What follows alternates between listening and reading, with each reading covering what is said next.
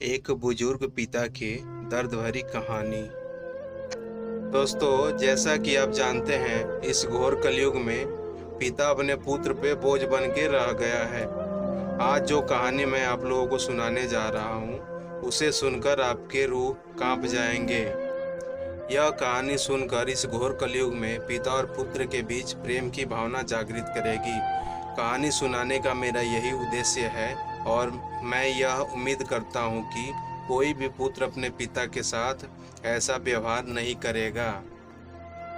यह कहानी दुखीराम और उनके पुत्र सुखीराम की है। दुखीराम बहुत ही गरीब व्यक्ति था। दिन रात दूसरों के यहाँ मजदूरी करके दो चार पैसे जो कमाता था, उसमें अपना और अपने परिवार की देख रेख करता था। धीरे धीरे गरीबी में दिन बीतते गए।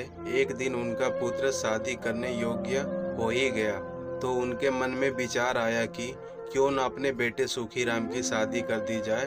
पत्नी की मृत्यु के बाद मेरा एकमात्र सहारा मेरा पुत्र सुखीराम ही है।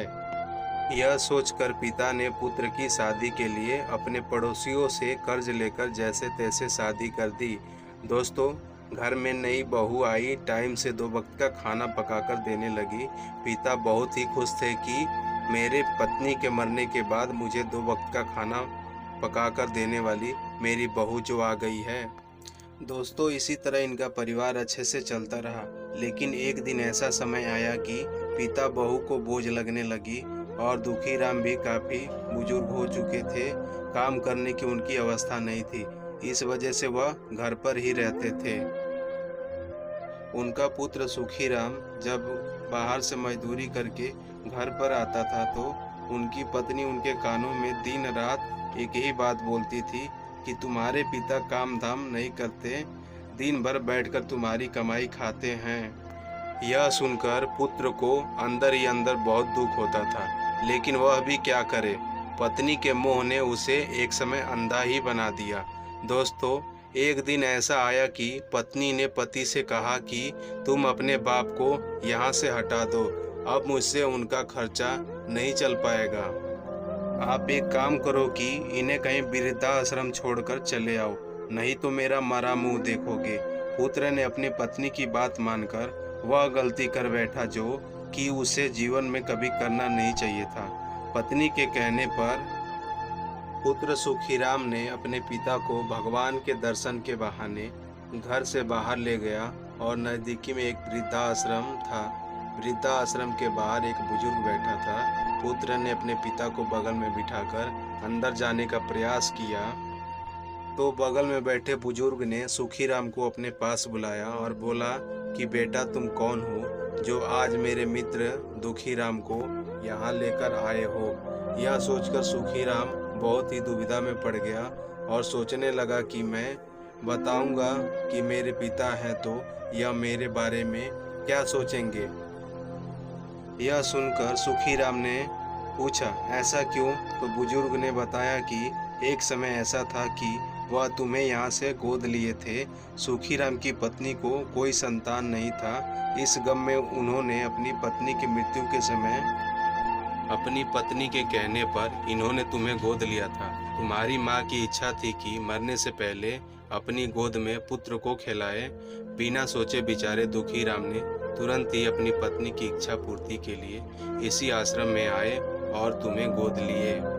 पर तुम्हारी माँ ने मरते समय अपने आंचल में तुम्हारी तिलकारी सुनकर परलोक सिधार गई थी। तुम बहुत भाग्यशाली हो बेटा कि तुम्हें ऐसा पिता मिला है, नहीं तो आज के इस जमाने में कौन किसका होता है। सुखीराम अभी सोच ही रहा था कि बुजुर्ग ने एक बार और पूछा कि बेटा, तुम कौन हो? सुखीराम ने कहा कि मैं इनका पुत्र हूँ। फिर बुजुर्ग ने कहा कि तुम बहुत लक्की इंसान हो जो तुम्हें ऐसा पिता मिला। इतना सुनते ही सुखीराम अपने पिता के पैरों पर जा गिरा और अपने पिता से रो रो कर माफ़ी मांगने लगा। पिता ने अपने बेटे को उठाकर गले से लगाते हुए कहा, क्या हो गया बेटा? बेटा ने कहा कि मैं कितना धूर्त इंसान हूँ, शायद आपको पता नहीं। जिसने मुझे कचरे से उठाकर फूलों पर बिठाया, आज मैं उसी को अपने पत्नी के कहने पर कचरे में ढकेलने चला था। पिता ने कहा, इसमें रोने वाली कौन सी बात है? हम तो भगवान के दर्शन करने ही तो आए हैं। पुत्र सुखीराम ने रोते हुए अपने पिता से कहा, नहीं पिताजी, हम भगवान के दर्शन करने नहीं आए थे। मैं आपको अपने से दूर करने के लिए भगवान के दर्शन के बहाने मैं आपको वृद्धाश्रम छोड़ने आया था। मैं आपका पुत्र कहलाने योग्य नहीं हूँ, मुझे माफ कर दीजिए। पिता ने हंसते हुए कहा कि शाम का भूला अगर सुबह घर को आ जाए तो उसे भूला नहीं कहते। चलो बेटा, अब अपने घर चलते हैं। सुखीराम अपने पिता दुखीराम को लेकर घर चला आया। यह देखकर पत्नी उस पर चिल्लाने लगी। यह सुनकर सुखीराम को गुस्सा आया और वहीं बगल में एक डंडा पड़ा था। उसने डंडा उठाकर पत्नी को 4-5 डंडे दे मारा। बहू को पिटता देख दुखीराम ने डंडा छीना और सुखीराम को 2 झापड़ मारा और कहा, तुम कौन होते हो मेरे बहू को मारने वाला? मेरी बहू मेरी बेटी समान है और तुम्हें इस पर हाथ उठाने का कोई अधिकार नहीं है। इतना सुनते ही बहू ससुर के पैर पर गिर गई और बोली कि पिताजी, मुझे माफ़ कर देना, मैं आपको अपना शत्रु समझ रही थी।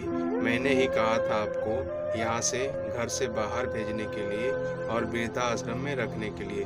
मुझसे बड़ी पापी और कोई नहीं हो सकती। दुखीराम ने बहू से कहा, घर की बहू बेटी समान होती है और बेटी कभी गलती कर ही दे तो पिता का फर्ज बनता है कि अपने बेटी को माफ़ कर दे। अतः मुझे तुमसे कोई शिकायत नहीं है। हाँ, इतना ज़रूर करना कि जीवन में मुझसे मेरे बेटे को अलग मत करना। तो दोस्तों, आपने देखा कि दुखीराम और सुखीराम की पत्नी ने दोनों पिता से माफ़ी मांग ली और फिर से सब मिलजुल कर रहने लगे। अतः आपसे निवेदन है कि जिंदगी में कभी भी अपने पिता और माता को दुख न दे, क्योंकि माता और पिता ही संतान के लिए ईश्वर होते हैं। इनसे बड़ा जग में और कोई नहीं है।